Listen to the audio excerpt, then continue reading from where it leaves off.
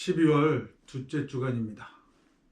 지난주에 글쎄 저는 자느라고 몰랐어요. 아침에 일어나서야 알게 되었는데 밤사이에 계엄령이 선포되었다가 또 몇 시간 만에 계엄이 해제되는 사건이 있었습니다. 1979년도 전두환이가 계엄령을 선포한 것이 그 뒤로 처음이라고 하죠. 그러니까 근 40년 가까이인데 그동안에 계엄이 없었던 거예요. 그러니까 사람들이 계엄령이라는 걸 잘 몰라요. 오랜 시간이 지나고 이미 그 한 세대가 전혀 계엄과는 무관한 세대를 살았던 거죠. 반면에 그 전 세대들은 계엄령, 긴급 비상 무슨 조치 이런저런 걸로 해가지고 사실 제가 1961년생인데 박정희가 대통령이 되고 난 후로는 거의 계엄에 준하는 이상한 시대를 살아왔단 말이죠. 그 시대를 살았던 사람들이 기성세대고 지금 50대 이상을 60대 정도는 돼야 계엄을 기억하고 있을 거예요. 60대 정도의 사람들이 계엄을 체험했던 사람들이고 그 아래쪽 사람들은 계엄이 뭔지 잘 몰라요. 그러니까 이번에 계엄이 이렇게 발표됐다가 해제돼도 이거를 해프닝이라는 말을 하는 겁니다. 근데 계엄은 해프닝이 아니에요. 심각한 일입니다.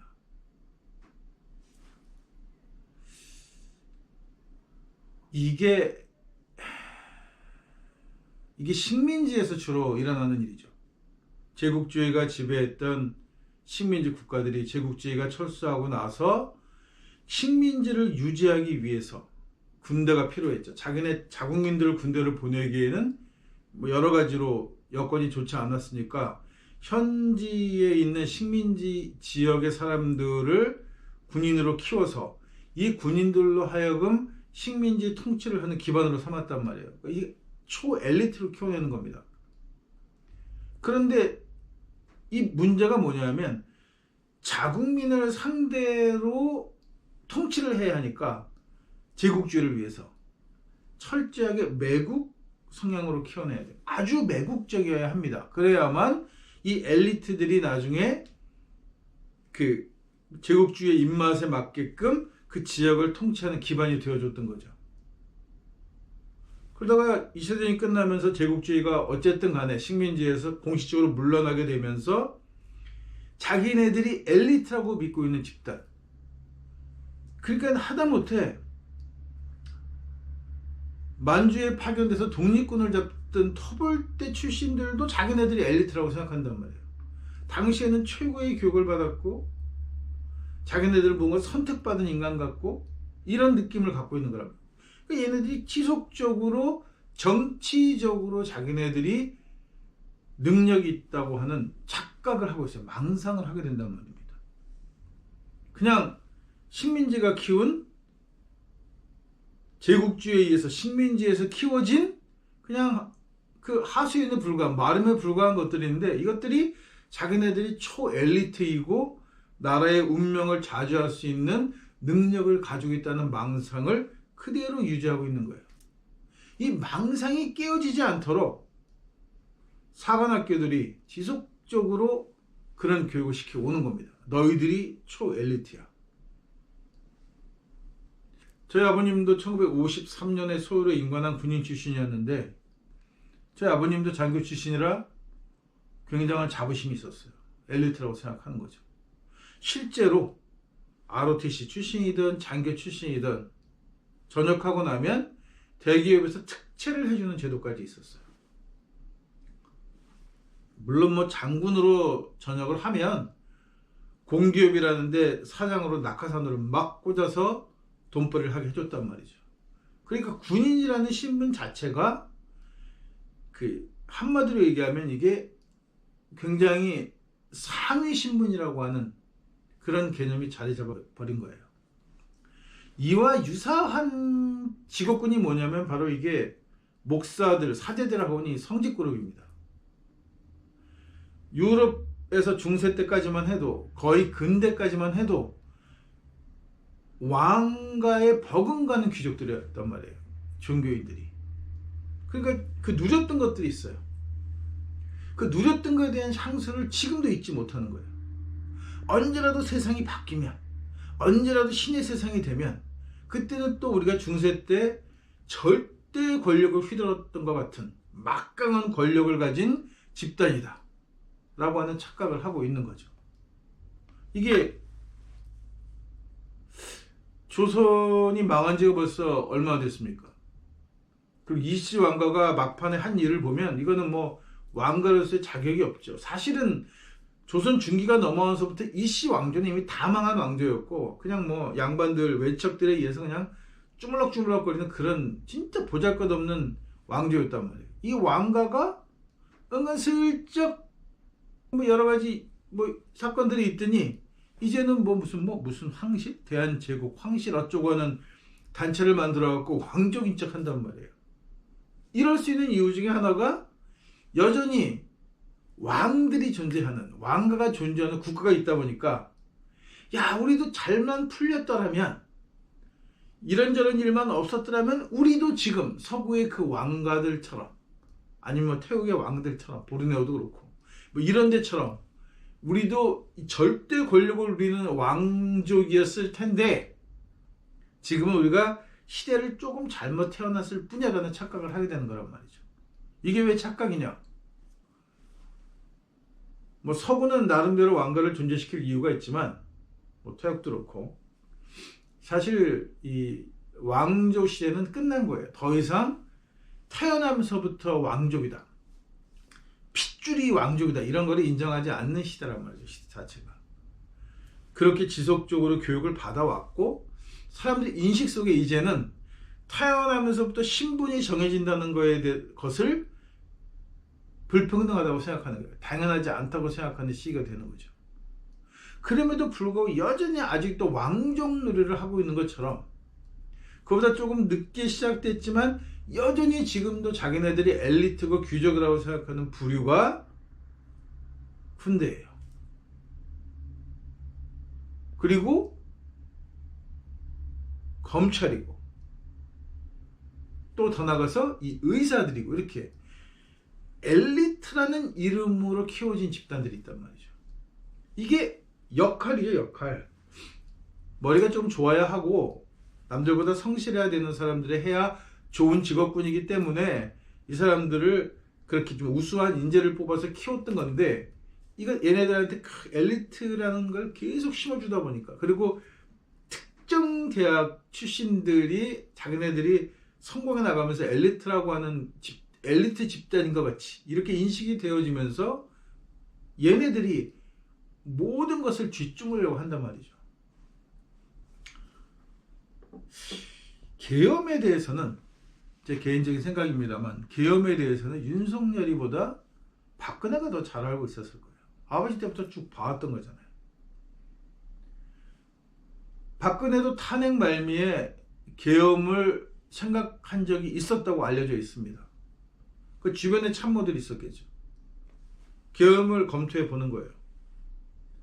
아버지 때 계엄은, 박정희 때 계엄은 정말 살벌했습니다. 군인들이 그냥 뭐 국회의원이고 나발이고 그냥 뭐 군합벌에 짓밟으면서 강제 연행해 가고 이렇게 하면서 정치적 행동을 딱 차단하고 계엄을 하는 건데, 지금 시대에 그럴 수 있을까? 여러 가지 계산을 했겠죠. 더군다나 늙은 여우 김기춘이가 비서실장으로 있는데, 얘가 뭐 온갖 거를 다 검토해보지 않았겠어요? 결론은 계엄은 성공하기 어렵다라고 본 겁니다. 그러니까 탄핵당한 거죠. 근데 윤석열이 주변에는 그런 걸 분석해 줄 만한 인재도 없는 것이 현실이지만, 또 한 가지 뭐냐면, 손바닥에 임금왕자 쓰고 대통령이 된 놈이라서 주술에 의존하는 거예요. 누가 그건 이번에 시가 좋아, 날짜가 좋아, 성공할 수 있어, 이렇게 하면 모든 합리적인 논리는, 이성적인 논리는 다 필요 없는 거예요.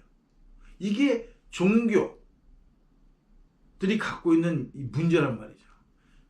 신이 명령했어, 신의 뜻이야, 그러니까 불가능해 보이지만 반드시 가능할 수 있어라고 하는 착각을 하게 만드는, 망상을 하게 만드는 거예요. 그러니까 정치판도 그렇지만 종교판도 이제 뭐 사실 기독교라는 종교가 이미 서구에서는 다 망한 종교고 이미 한국에서 망하고 있는 중이에요. 코로나가 터지면서 비대면 예배가 활성화되고 주일 성수를 안 해도 아무 문제가 생기지 않고 헌금을 안 내도 아무 문제가 생기지 않으면서 그동안 교회가 겁을 겁나게 좋았던 것들이 다 말짱 꽝이라는 것이 만천하에 드러나고 나니까 이제 교인들은 하나씩 떠나는 거죠. 이걸 아직도 어떻게 하든지 내가 설교만 잘하면 뭐 내가 뭐만 하면 보여준단 말이에요. 그것만 보여주면 다시 돌아올 거야 라고 하는 망상을 버리지 못하는 거예요. 얼마 전에 뭐 종교인들, 특히 카톨릭 사제들이 이래서는 안 된다는 시국 선언을 했어요. 이 카톨릭이라는 집단이 굉장히 계산적인 집단입니다. 중세 때 이후로부터 지금까지 전 세계 최대 종교 집단으로 유지하는 비결이 있어요. 처세술이 기가 막혀요. 절대 손해보는 장사는 하지 않습니다. 그러니까 지금 시기로 봤을 때 가만히 있으면 종교가 뭐 한 게 있어라고 하는 소리를 듣게 될 것이다. 그러니까 이 시기에 숟가락을 딱 얹는 거예요. 이거는 한국이 외인 강점기 때부터 시작해서 해방 후 6.25 거치고 군사독재 정권을 거치고 지금까지 오면서 정말 기가 막히게 잘했던 것 중에 하나예요. 적절한 시기에 숟가락을 딱 얹어요. 그러니까 지금 카톨릭이 사람들 머릿속에 굉장히 점잖고 정의로운 집단이라고 하는 오해를 하게 만든다는 거죠. 정의롭지 않습니다. 기독교는 기독교 그 자체가. 단 한 번도 정의로운 적이 없는 종교예요. 그런데 장사를 잘 하는 거죠. 요때가 딱 지식으로 보면 요때가 딱 매각할 시기야, 새로운 걸 매입할 시기야를 기가 막히게 보는 거예요. 그러니까 이 시국 자체는 현재 상태로는 저는 사제단들이 모여가지고 뭐 그런 시국 선언 발표를 하는 거를 보고 이제는 뭔가 바뀔 때가 되었구나라는 생각을 하게 된 거죠. 그러니까 초조하니까 계엄령을 선포하게 되는 거예요. 계엄 실패했죠. 자, 그러면 이제 남은 건 뭡니까? 내가 권력을 그대로 유지하면서 내 권력을 침해받지 않고 절대적인 권력을 휘두를 수 있는 방법? 마지막 남은 방법은 전쟁입니다. 전쟁. 전시체제가 되면 모든 이야기가 다 달라지는 거예요. 계엄령하고는 또 다른 겁니다. 더 무섭고 살벌한 일인 거죠. 그러니까 박정희도 늘 무슨 얘기를 입에 달고 살았냐면 준전시체제. 전쟁은 아닌데 마치 지금은 전쟁 상황과 같아 라고 하면서 전쟁 상황에는 뭐가 분명해야 돼요? 적과 아군을 분명하게 구분하는 겁니다. 정치라는 것은 적도 아니고 아군도 아니에요. 뭔가 국가를 위해서 합리적인 것을 서로 토론하면서 각각 다른 생각들을 토론과 경쟁을 해가면서 발전시켜 나가는 것이라면 전쟁은 적을 물리쳐서 우리가 반드시 승리해야 한다는 거예요. 우리가 악이냐 선이냐 중요하지 않아요. 전쟁은 이겨야 하는 거예요. 이기기 위해서는 모든 것을 이기는 쪽으로 다 몰아가게끔 하는 게 전쟁이니까 전쟁이 시작되면 당론이고 뭐 국민의 의견 이런 거 다 필요 없어지는 거예요. 전쟁은 이기고 봐야 한다는 쪽으로 가게 되는 거죠. 그래서 이 계엄 가지고 장난질한 잘못 판단한 이번 정권은 더 이상 국가 통치에 관여하지 못하도록 해야 한다는 게 제 생각입니다. 이제 남은 게 그거 하나밖에 없기 때문이에요. 뭐 우리가 한국 전쟁을 치러서 알겠지만 한국 전쟁을 치르게 되면 한국에서 한반도 전쟁을 하면 정말 기분이 째지고 좋아지는 것은 외인들밖에 없습니다. 사실 2차 대전 이후로 다 망가진 경제를 부흥시킨 건 한국 전쟁 때문이에요. 한국 전쟁이 일어나지 않았으면 외는 지금처럼 저렇게 발전된 국가가 될 수 없었습니다. 근데 또 한번도 전쟁이 일어나 한반도는 재생하기가 다시 기사의 상황이 굉장히 어려운 상황에 처하게 되는 거예요. 최빈곤 국가로 전락하게 되는 것이고 그 덕에 외는 아주 살판나게 되는 거죠. 그러니까 절대로 전쟁은 일어나서 안 되는 거예요. 한반도에서. 그런데 자기 권력을 유지하게 돼. 권력을 유지한다는 말도 좀 이번 정권에는 좀 호사스러운 단어인 것 같아요. 마누라 하나의 잘못을 덮기 위해서, 자기 마누라 하나를 지키기 위해서 모든 걸 지 마음대로 하려고 하는 거예요. 제가 어떤 교단에서 일하다가 문제가 생겼던 건 그 목회자 때문이 아니라 그 부인 때문이에요. 아주 시건방진 행동을 했기 때문이에요. 그냥 잘못하고 잘못했다라고 인정하고 사과했으면 조용히 끝날 문제였는데 사과를 끝까지 안 하죠. 자기 잘못했다고 생각 안 하니까. 그랬더니 그 목회자는 뭐라고 얘기하냐면, 아우 내가 뭐 이런 일 때문에 와이프를 버릴 수는 없지 않느냐 이렇게 얘기를 한단 말이에요. 사과시킬 생각이 없어요. 왜냐하면 자기네들은 사과를 하는 존재가 아니라고 생각하기 때문에. 자기네들은 뭔가 잘못하는 사람들이 아니라고 스스로 망상을 갖고 있단 말이죠. 이게 언젠가 역사적으로 한 번은 절대 권력을 누렸던 집단, 그리고 엘리트라고 칭송받았던 집단들이 가지고 있는 망상이에요. 절대 깨지지 않습니다. 이 망상이. 우리는 잘못하는 게 없어. 우리는 최고의 결정을 내는 사람이야. 우리가 하는 것이 곧 정이야. 그러니까 그 루이 14세인가 이 또래 같은 왕놈이 한다는 얘기가 짐이 곧 국가다는 개소리를 했잖아요. 어떻게 일개 왕이 국가일 수 있습니까? 그런 시대가 아니란 말이에요. 그런 시대가 아니면 해도 식민교육의 문제는 뭐냐? 지금 뭐 이 윤 씨도 그렇지만 우리 세대가 철저하게 식민교육을 받아온 세대예요. 이 식민교육을 받은 세대에게는 모든 것이 목표를 이루기 위한, 목적을 달성하기 위한 수단에 불과하게 되는 거예요. 친구도 없고, 그러니까 경쟁자만 남는 거죠. 내게 이윤이 나는 것이 선이고 내가 손해를 보는 것은 악이라고 생각하게끔 그렇게 철저하게 그 커리큘럼에 맞춰 교육이 되어져 온 거예요. 그래서 쉽게 바뀌지 않습니다. 우리가 흔히 부르는 꼰대 세대들, 여기만 문제가 아니라 새파랗게 어린 것들까지 계속해서 식민교육으로 잘 다져진 거예요. 그래서 마치 우리가 자유스럽게 살고 있고 모든 결정권을 스스로 하고 아주 주관적이고 주체적인 것처럼 느껴지지만 사실은 조직에 잘 순응하고 악과 선을 구별하지 못하도록 모호한 것을 정의라고 생각하게끔 만들어진 그것을 위한 교육을 철저하게 받았던 세대라는 말씀입니다. 그래서 이것을 깨기 위해서는 정말 많은 노력을 하지 않으면, 늘 깨어서 생각하고 또 고민하고 새로운 것들을 만들어내지 않으면 이 상황은 앞으로도 지속적으로 계속될 것입니다.